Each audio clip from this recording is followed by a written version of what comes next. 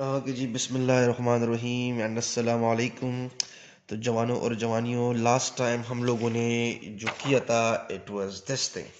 ठीक है जी, right. We understood Stokes law, drag force and then we understood the concept of terminal velocity, और फिर हमने टर्मिनल वेलोसिटीज के लिए दो इक्वेशंस डिराइव किए। ठीक है जी, इस इक्वेशन के अंदर हमने मास को डेंसिटी टाइम्स वॉल्यूम पुट कर ये लेकर आया, और फिर मैंने कहा कि इन दोनों को मैं कंपेयर करूंगा और इन दोनों को फिर हम स्टडी करेंगे।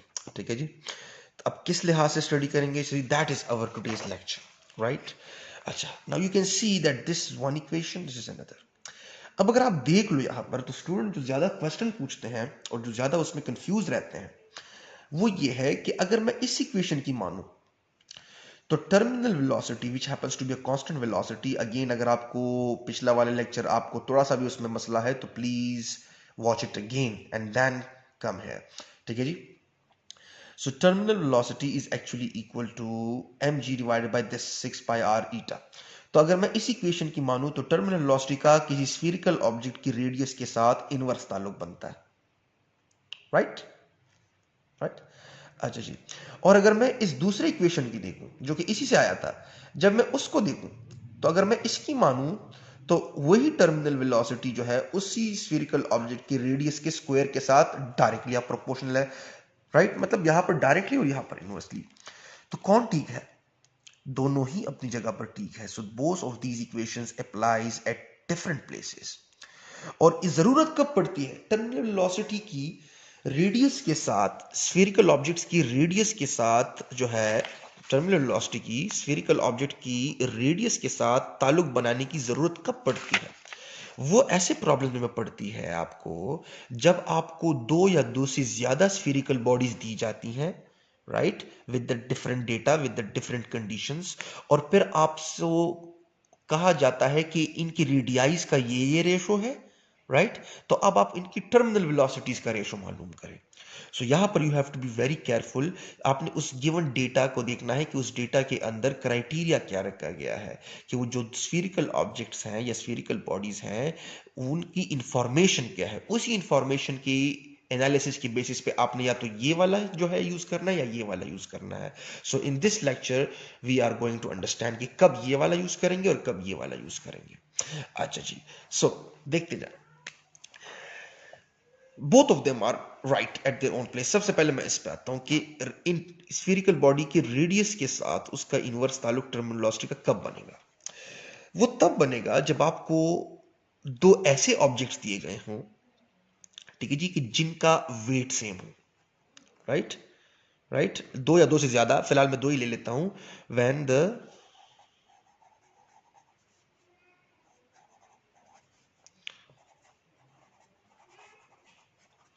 वेट्स, और जब मैं वेट्स कह देता हूं तो ऑटोमेटिकली मासेस भी मैं कह देता हूं ना। वेट्स और masses of the bodies are same, then this equation, this relation is true। ठीक है जी, राइट right? कैसे जी? वेट किसके बराबर होता है? वो बराबर होता है मास टाइम्स ग्रेविटेशनल एक्सेलरेशन। सो अगर मेरे पास एक बॉडी है, राइट right? जिसका वेट दूसरे स्फीरिकल बॉडी के वेट के बराबर है, ठीक हुआ, तो ऑटोमेटिकली इसका वेट बराबर होगा m1g इज इक्वल टू इसका वेट बराबर होगा m2g। सही जी, यहां पर जो जी है यहां पर भी वही जी है, बिकॉज ऐसा तो हम नहीं कर रहे ना कि यहां पर एक बॉडी को जो है उसको हमने मार्स पे लिया हुआ है या प्लूटो पे लिया हुआ है और दूसरे बॉडी को हमने अर्थ पे लिया हुआ है। दोनों ही बॉडीज पर अर्थ पर है, तो जी तो आपके पास कांस्टेंट ही आना है। ठीक है जी, राइट। अब मासेस अगर हमारे पास डिफरेंट ना हुए तो वेट्स भी डिफरेंट नहीं होंगे, इट इज ऑब्वियस, राइट। और अगर मासेस सेम हुए तो तभी मैं यहां पर वेट की दरमियान में इक्वलिटी पुट कर सकता हूं। सही जी, तो जब वेट्स बराबर होंगे तो ऑब्जेक्ट्स की, तो ऑटोमेटिकली उनके मासेस भी सेम होंगे। और अगर आप इस इक्वेशन की ये जो यहां से आता है, तो अगर आप ये देख लो तो देखिए this is what, this is weight. ठीक है जी, राइट। तो फिर 6 पाई तो वैसे ही कांस्टेंट है, और अगर आपने वेट भी दोनों का बराबर ले लिया है तो ईटा, दोनों को हम एक ही फ्लूइड के अंदर फ्लो करवा रहे हैं। लेट अस से this is one, this is another.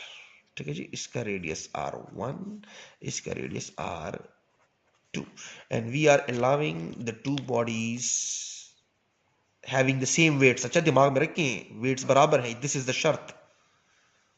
दोनों के वेट्स बराबर हैं। Now we are trying to compare the terminal velocities of these two bodies that they will gain while flowing through the same fluid. ये जिस fluid से के through flow कर रहा है eta, उसकी coefficient of viscosity eta है, ये भी उसी fluid के through ही flow कर रहा है, ठीक है जी। तो बाकी तमाम स्टफ को, ये भी कांस्टेंट है दोनों के लिए, ये तो वैसे ही कांस्टेंट है, और ये भी दोनों का कांस्टेंट है, आपस में बराबर है ना, mass times g and mass times g, because weights बराबर है।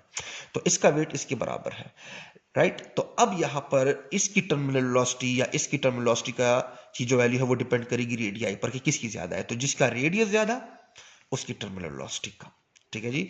सो अगर रेडियस ज्यादा, because this will be true, तो टर्मिनल वेलोसिटी कम, तो इसका रेडियस ज्यादा है, R2 का रेडियस ज्यादा है। सो ये जो टर्मिनल वेलोसिटी गेन करेगा V2 वो ज्यादा होगी as compare to V1। Is is clear. तो अगर मैं सिंपल अल्फाज में कहूं कि डेटा कैसे हो, डेटा अगर आपके पास कुछ ऐसे हो, ठीक है जी, कि if the mass of one body is equal to the mass of another, तो automatically the weight of one body is equal to the weight of another, right. Then if सही जी R1 is greater than R2, so automatically inversely proportional है ना, तो V2 is going to be terminal velocity जो 2 की है, VT2 is going to be greater than VT1, ठीक है जी। और उल्टा भी कह सकते हो कि अगर R1 is less than R2, so VT2 VT1 is going to be greater than VT2, ठीक है जी, बिकॉज इनवर्स ताल्लुक है, ठीक है जी, राइट। सो ये सिचुएशन तब होगी जब आपके पास दोनों की वेट्स या दोनों की मासेस बराबर हो, सही है जी। अच्छा, अब यहां पर जाहिर सी बात है इसका रेडियस ज्यादा है तो इसकी टर्मिनल वेलोसिटी, सॉरी मैं गलत कह गया हूं, सॉरी, इसकी रेडियस ज्यादा है तो इसकी टर्मिनल वेलोसिटी आपके पास कम, इसका रेडियस कम है तो इसकी टर्मिनल वेलोसिटी ज्यादा, सॉरी फॉर दैट, ठीक है जी, राइट। अच्छा जी, अब यहां पर एक सवाल पूछा जाता है अक्सर जो कि स्टूडेंट को बड़ी कंफ्यूज कर देता है। देखिए ये तो अब क्लियर हो गया ना कि सिंपल, जब ये कंडीशन फॉलो होगी तो सिंपल, जिसका रेडियस ज्यादा उसकी टर्मिनल वेलोसिटी कम, जिसका रेडियस कम उसकी टर्मिनल वेलोसिटी ज्यादा, बात खत्म। लेकिन अगर ये सवाल ऐसे आ जाए कि we have two spherical bodies having the same masses and is allowed to flow through the same fluid, मतलब ईटा की वैल्यू भी कांस्टेंट हो गई, ठीक है जी, बट द रेडियस, राइट, यहां पर इस तरह radius of one is greater than the radius of another, right. तो which of them is going to gain terminal velocity first. सवाल को पास करें, वीडियो को पास करें और फिर समझें कि मैंने क्या कहा। मैंने ये कहा कि इनमें से इन दोनों में से कौन से पहले टर्मिनल वेलोसिटी गेन करेगा। मैं ये नहीं पूछ रहा कि किसकी टर्मिनल वेलोसिटी ज्यादा है, वो तो क्लियरली बात है कि अगर रेडियस जो है वो 1 की ज्यादा है, लेट से मैंने खुद से कहा हुआ है, तो ऑटोमेटिकली इसकी टर्मिनल वेलोसिटी कम और इसकी टर्मिनल वेलोसिटी ज्यादा। तो सिचुएशन ऐसी होगी कि V2 will be greater then V1, VT2 will be greater than VT1।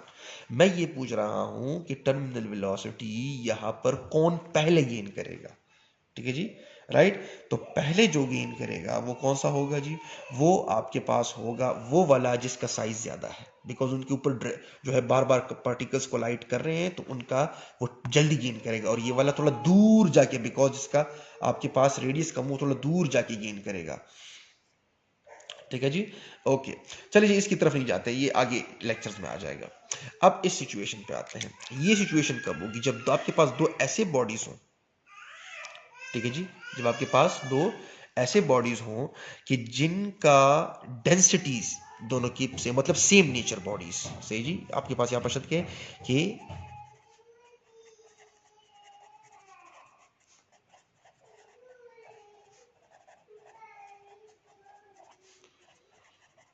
Must be same. So the nature of the body जब सेम हो जाएगा ऑटोमेटिकली, तो इसका मतलब है density of one is equal to density of two, कि ये जिससे बना है ये भी उसी से बना हो। तो अब यहां पर वेलोसिटी और रेडियस का डायरेक्ट रिलेशन आ जाता है। क्यों? बिकॉज अगर मेरे पास ये एक बॉडी है और दूसरी जो बॉडी है वो भी एक्चुअली इसी स्टफ से मिलकर बनी हुई है, तो ऑटोमेटिकली इसकी डेंसिटी जो है वो इसकी डेंसिटी के बराबर होगी, और डेंसिटी हमें पता है किसके बराबर है, वो बराबर है मास पर यूनिट वॉल्यूम के। तो अगर मैं इसको 1 कहता हूँ और इसको 2 कहता हूँ, तो it will be rho 1 is equal to m1 divide by v1, so rho 2 is suppose to be equal to m2 divided by v2। तो अगर रो 1 और रो 2 बराबर है, बिकॉज सेम नेचर के है ना, सेम स्टफ से मिलकर बने हुए हैं, तो जब सेम स्टफ से मिलकर बने होंगे तो ऑटोमेटिकली अगर यहाँ पर मास कम है तो इसका नीचे वॉल्यूम भी तो कम है ना, और यहां पर अगर मास ज्यादा है तो नीचे वॉल्यूम भी उसी अमाउंट से ज्यादा है, तो density comes out to be same, right. तो यहां पर अब आपके पास जो है टर्मिनल वेलोसिटी का ज्यादा होना या कम होना डायरेक्टली डिपेंड करेगा रेडियस के स्क्वायर के साथ, ठीक है जी। तो सिंपल, इसका रेडियस ज्यादा, अगर मैं इसको R2 कहूं और ये R1 है, तो since R2 is greater then R1, so VT2 will be greater than VT1, right. तो यहां पर आपके पास ये डायरेक्टली सिचुएशन में आ जाता है, सही जी। इसकी एग्जांपल अगर मैं लूं, so it will be the comparison of terminal velocities of fog droplet, right, versus rain droplet, right। इन दो ड्रॉपलेट्स को अगर आप देखो, तो रेन को अगर आप देखो, it is water, fog is also water, लेकिन फॉग का जो साइज है वो बहुत स्मॉल होता है as compare to the rain. दोनों के दोनों वाटर है, तो यहां पर जो डेंसिटी है वो वहां पर डेंसिटी के बराबर है, राइट। तो ऑटोमेटिकली आप देखते हो कि ये जब आता है, जिस वेलोसिटी से ये, जिस कांस्टेंट टर्मिनल वेलोसिटी से ये आपको हिट करता है वो ज्यादा होता है, और जिस कांस्टेंट टर्मिनल वेलोसिटी से ये आपको हिट करता है वो कम होता है। क्यों? बिकॉज इसका जो रेडियस है, इसका साइज जो है वो ज्यादा होता है as compare to the size of the fog droplet. Are you getting it? So that is the best example. ठीक है जी, so that's it. Okay जी, अस्सलाम वालेकुम।